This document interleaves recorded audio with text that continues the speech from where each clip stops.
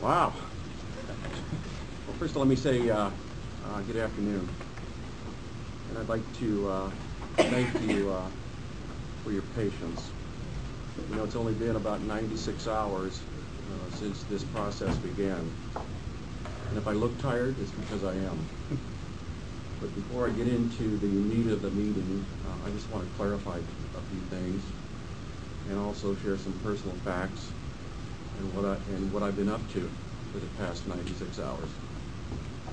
First of all, I've been reviewing the rules of the Florida House, which are written by lawyers and adopted by the members. Perhaps they should be written by the members and adopted by the lawyers.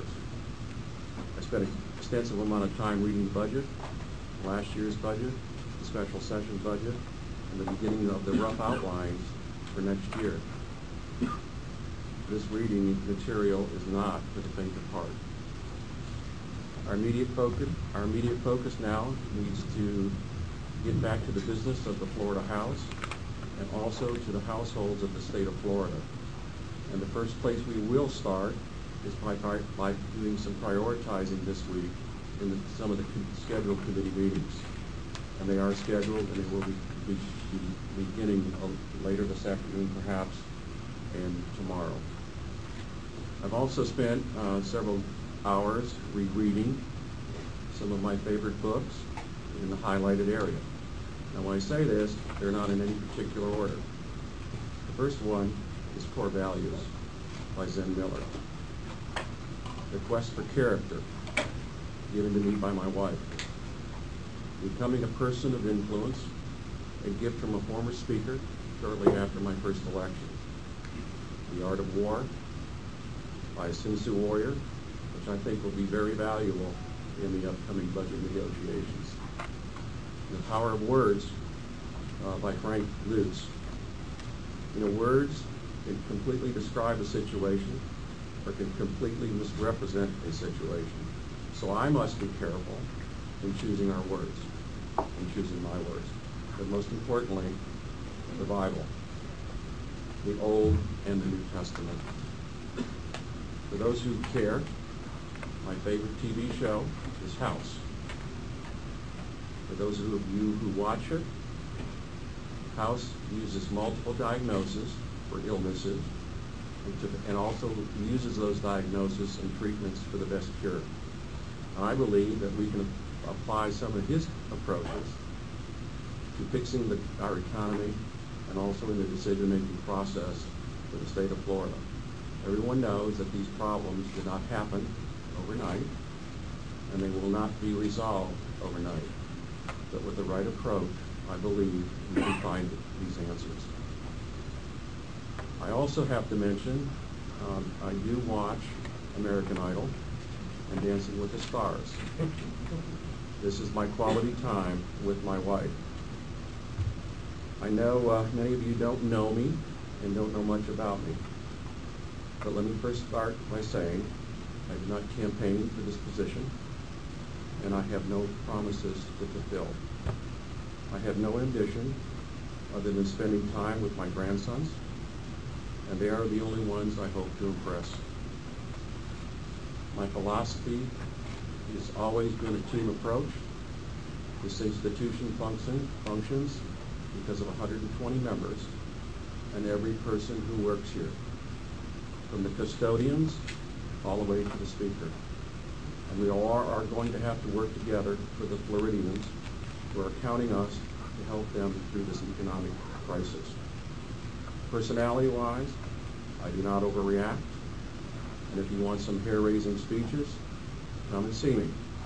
I've got some Ronald Reagan speeches in my file. Because you're not going to get them from me. What you will get is an approach to the decision-making process, which will be deliberative and methodical. You will not see any knee-jerk reactions from me, which is the key as we move forward in dealing with the budget. Here is a priority. The budget, the budget, the budget, and I must say, the budget. In fact, the process has already begun to be implemented.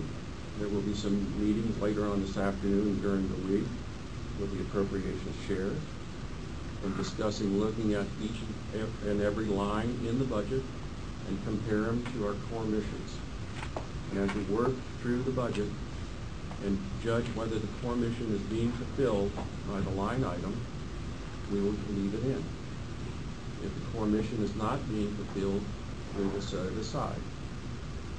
At the end of that exercise, if there is any money left over, perhaps some of those line items will be added back in.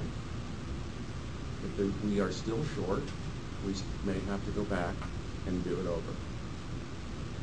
I'm confident we can do this also as we move forward towards session by continuing the tone of respect that was so prevalent during special session.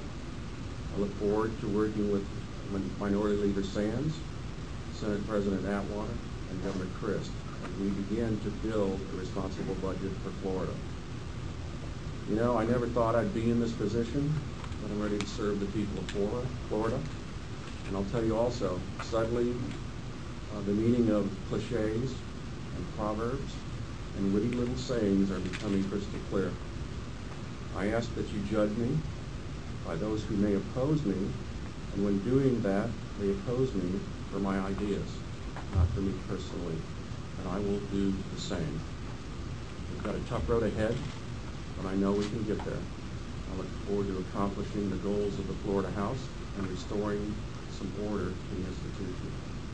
First of all, I would like to also announce my first appointment will be Dudley Goodley as Chief of Staff. Dudley brings a wealth of knowledge and experience which we will need as we move forward to address the big issues of session. One of the critical things about Dudley, he makes me look tall. With that, I guess we can open it for questions, and I will do my best to answer those questions. I will also tell you if I don't know the answer, that I will admit that. So, how do we do this? No questions? Thank you. No. You mentioned the position that you're in. You never thought you'd be in this position. What position are you in? I mean, the caucus meeting's tonight. Sound like you're talking long-term plans. Well, let me just say that in questions regarding the caucus, I would like to ask Leader Hasner to respond. Thank you, Mr. Speaker. Currently, Speaker Cretul is serving as Speaker pursuant to Representative Sampson's recusal, pursuant to Rule 2.5 of the House. Tonight, the House Republican Conference will convene at 9 p.m. in order to elect Speaker Cretul as the permanent Republican leader of the Republican Conference, at which time he will continue to serve as Speaker of the House for the remainder of the committee meetings. And then it is our intention as a Republican Conference on the first day of session to elect Speaker Cretul officially as the Speaker of the House of Representatives. And that cannot take place until we are in session, and that means we have to wait until March 3rd in order to accomplish that. So I think that addresses where we are currently and where we intend to go. Do you anticipate any other candidates for the position besides Mr. Cretul? This is a caucus meeting. Somebody wants to put someone on the floor for nomination. That's why we're having a meeting. And I will say, let me just add too that the conference rules are clear. Many of you have a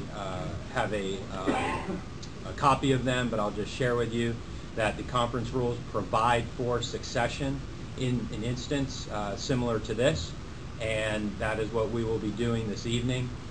Is going through the process of electing a new Republican leader. We are going to accelerate the process. It's our intention to accelerate the process in order to provide the stability that we believe that we need in order to move forward and do the business of the people of Florida.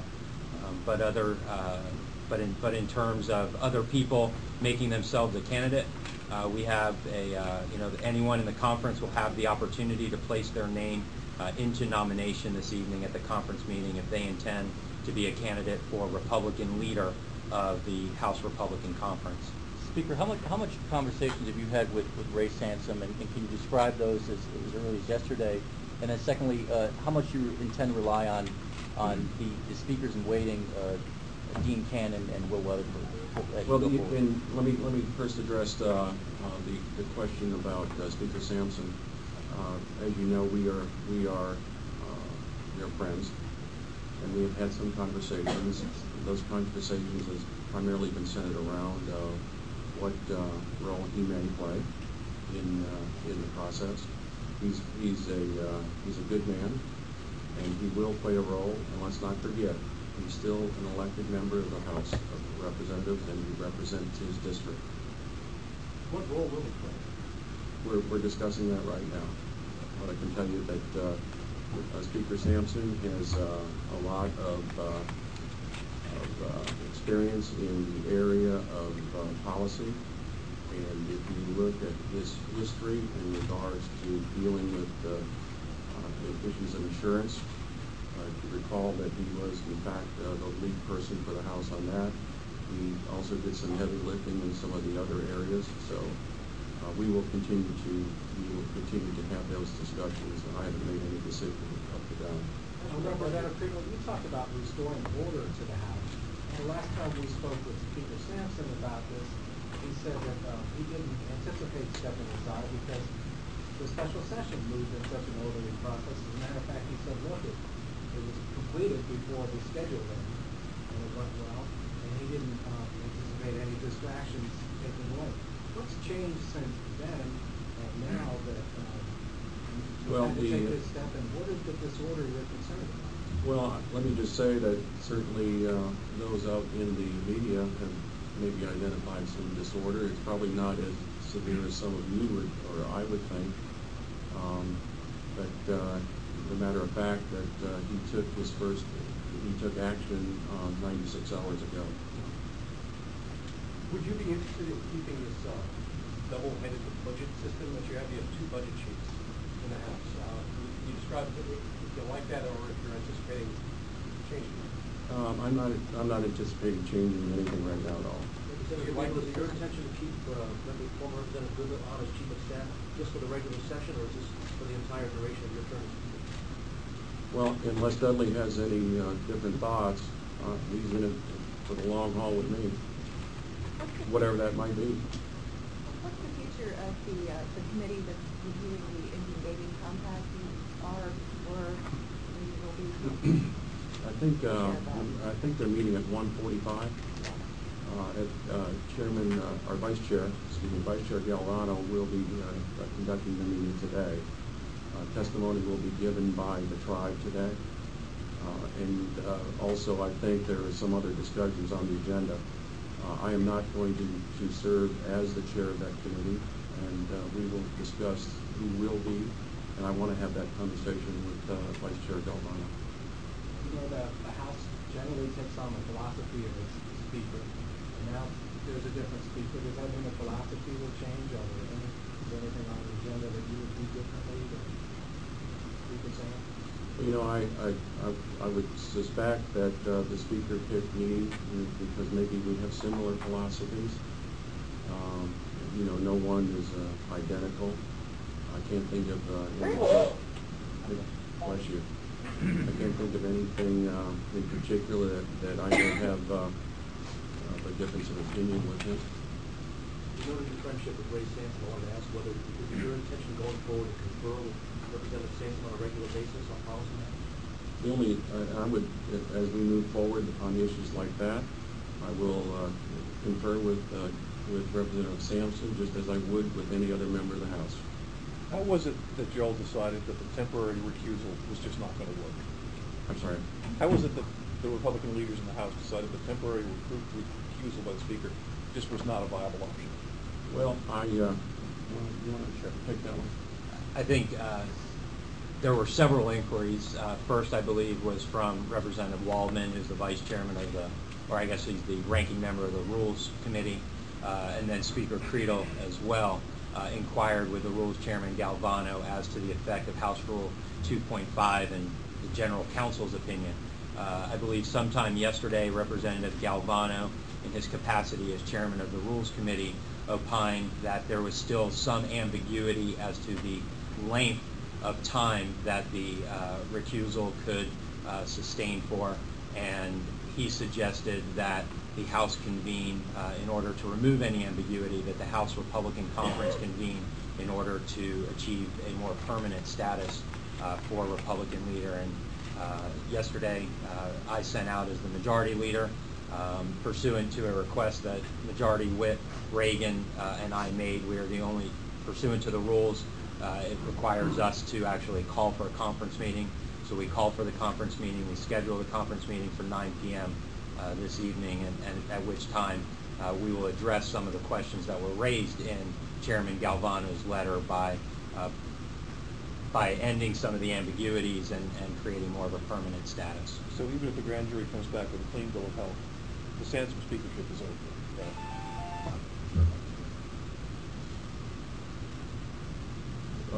That remains to be seen.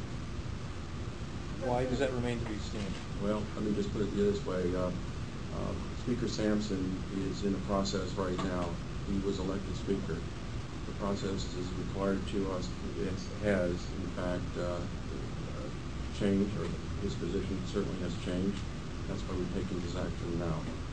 But Speaker Sampson was elected, and we will look at that in the future. Will he serve on Again, any predict what we'll do. Will he serve or chair any committees or council? Pardon me? I can't Will he really serve on or chair any committees or council? He's going to be participating in the process, and we're going to be talking about his role here in the next several days. You mentioned that you never thought you'd be in this position.